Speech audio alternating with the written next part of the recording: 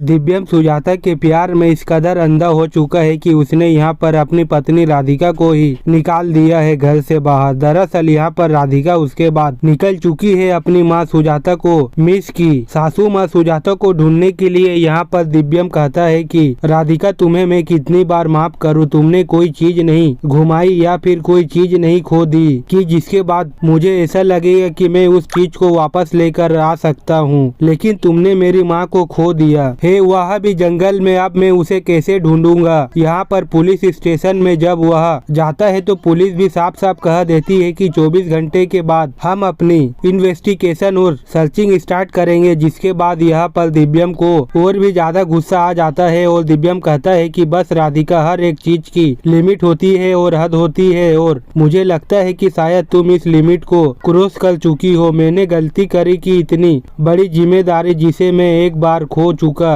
था उसकी जिम्मेदारी तुम पर दी और उससे भी ज्यादा तुम पर विश्वास किया, लेकिन अब तुम्हारे मेरे घर से जाना होगा और मेरी जिंदगी से भी। यही बात तो सुजाता चाहती थी, लेकिन अब देखते हैं कि सुजाता कब तक लौट के आती है। जहां अब सुजाता अपनी गलती की वजह आदि मानवों के बीच तो फंस चुकी है, लेकिन सुजाता के जंगल में खुद जाने की वजह से पूरा घर काफी परेशान हो जाता है। लेकिन राधिका हार नहीं मानती, वह जंगल में वापस आकर सुजाता को ढूंढने की अपनी पूरी कोशिश तो करती है। वही अब राधिका जल्द ही उन आदि मानवों के पास तो पहुंच जाएगी, लेकिन वह आदि मानव सुजाता को नहीं छोड़ेंगे, क्योंकि सुजाता ने उन आदि मानवों के एक सदस्य को चोट पहुंचाई थी, जिसका बदला अब वह सुजाता से लेना चाहते हैं। लेकिन सुजाता भी अब काफी डर जाती है, क्योंकि उसे इस बात का डर रहता है कि अब पता नहीं अब वह आदि मानव सुजाता के साथ क्या करेंगे। लेकिन सुजाता भी उन सभी के सामने हाथ जोड़कर भीख मांगने लगती है कि वह उससे यहाँ से जाने दे। खैर, अब यह देखना काफी मजेदार होने वाला है कि